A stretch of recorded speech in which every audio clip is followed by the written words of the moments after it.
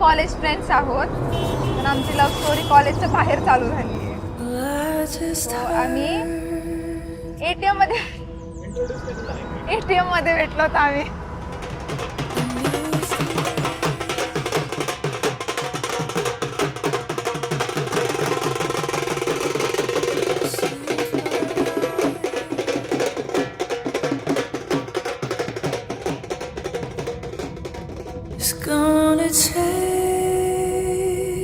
त्याला तुझेच फोटो चांगले येत आहेत.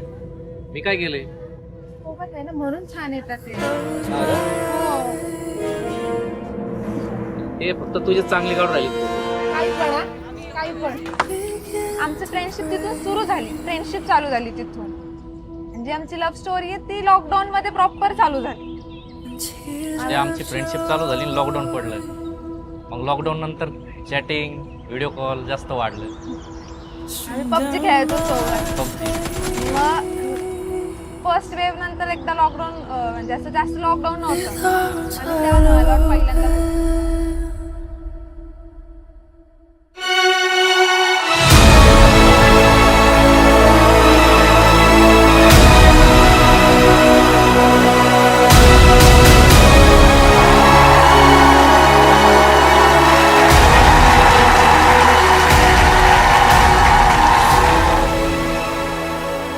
म्हणजे आम्ही ॲज अ फ्रेंड 1-2 वर्ष राहिलो. मग नंतर हळूहळू रिलेशनशिपमध्ये आलो. मग त्यानंतर फिरायला वगैरे जाणं. मग एक फर्स्ट टाईम एक ट्रिप केली बाहेर, म्हणजे नगर सोडून बाहेर जायचं. मग आम्ही कोकणात गेलतो. कोकणात गेलो, मग तिथं थोडं गोष्टी समजल्या. मग ते थोडंसं असं फिलिंग जास्त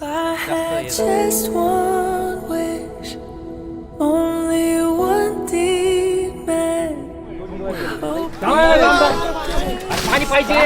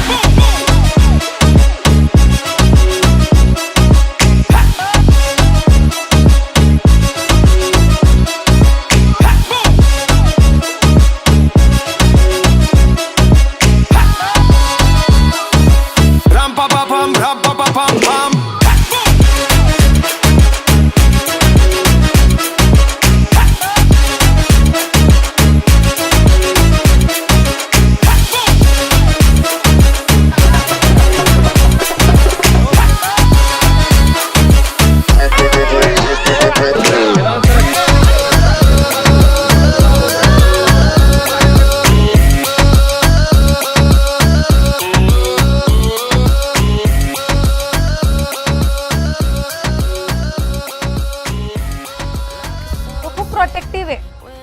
म्हणजे तो फक्त माझ्याबद्दलच असं पर्टिक्युलर नाही म्हणणार मी, पण तो इन जनरल पण खूप प्रोटेक्टिव्ह आहे मुलींबद्दल.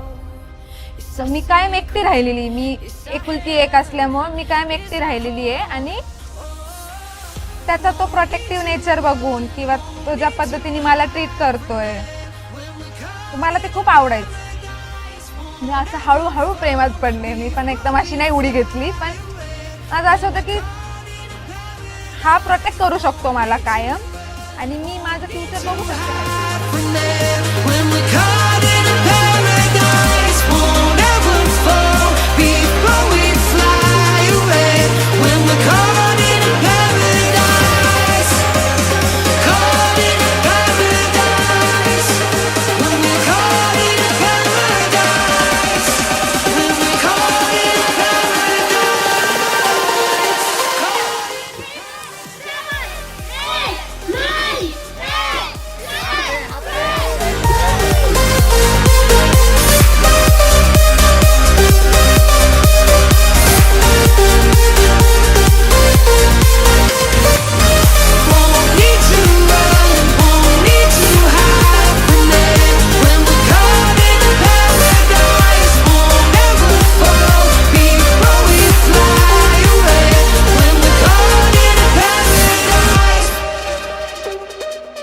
केअरिंग आहे माझ्याबद्दल, ते पण मला आवडत होतं. म्हणजे कसं, मी काही गोष्ट बोलायच्या आधी तिला कळायचं, म्हणजे त्याला असं आहे.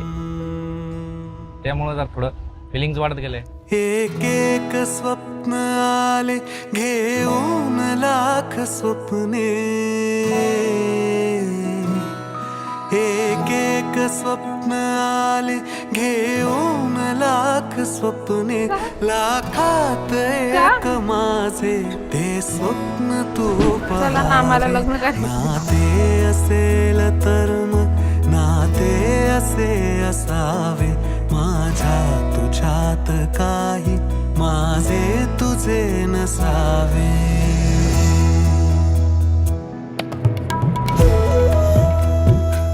तो जवळ असला त्याने मला होल्ड जरी केलं तरी मला असं वाटतं मी सेफ आहे. म्हणजे एवढ्या केऑस मध्ये पण तो काम आहे माझा. ऍक्च्युली विधी मंडपात जाताना असं काही नव्हतं. युजली असं असतं ना की मी भरपूर लोकांना पाहिलंय जेव्हा ते कन्यादान चालू असतं तेव्हा मुली रडतात, आपण आई वडिलांना सोडून चाललोय वगैरे. मला एक फिलिंग होते की मी रडणार नाही, मी पूर्ण लग्नात रडणार नाही आणि मी जाताना पण रडले नाही. त्याचं रिझन फक्त एवढं होतं की मला माहितीये मी एका सेफ हातात आहे आणि माझ्या घरच्यांना त्या गोष्टीवर विश्वास आहे. मी घेतलेला डिसिजन हा बरोबर आहे म्हणून ना मी तेव्हा रडले. आणि जाताना पण विधी मंडपात जाताना सुद्धा मला असं वाटत होतं की फायनली मला तो टॅग मिळणार आहे, त्याच्यासाठी मी एवढ्या कष्ट घेतले 6 वर्ष. मिसेस खंडागर.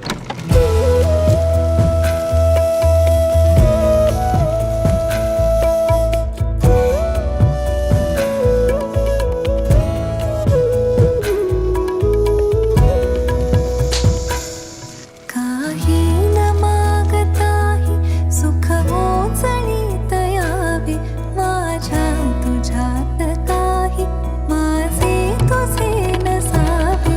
नाते असेल तर मग नाते असे असावे, माझ्या तुझ्यात काही माझे तुझे नसावे. त्यांना बघितल्यावरच कळतं की they are just made for each other. तोच फील ऑलवेज बघायला मिळाला. हो, त्यांच्यात खूप चांगली बॉन्डिंग आहे आणि म्हणजे नॅचरली कळतं की नाही का, अगदी ते एकमेकांची खूप काळजी पण घेतात. ती म्हणते तसे अगदी मेड फॉर इच अदर आहेत. जब हम मिले थम गए थे वक्त के हमारे सभी सिलसिले, दिल की बातें मैं अपने दिल में लिए, खुश था ख्यालों में तेरे सपने लिए.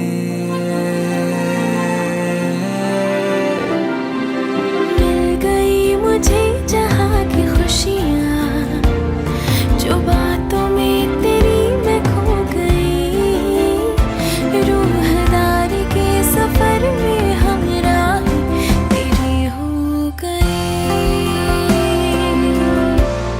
तेरी हो गई.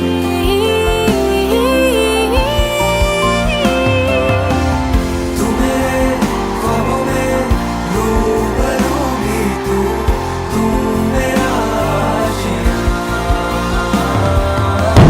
तू मेरी यादों में मेरी बातों में तू मेरा रहनुमा,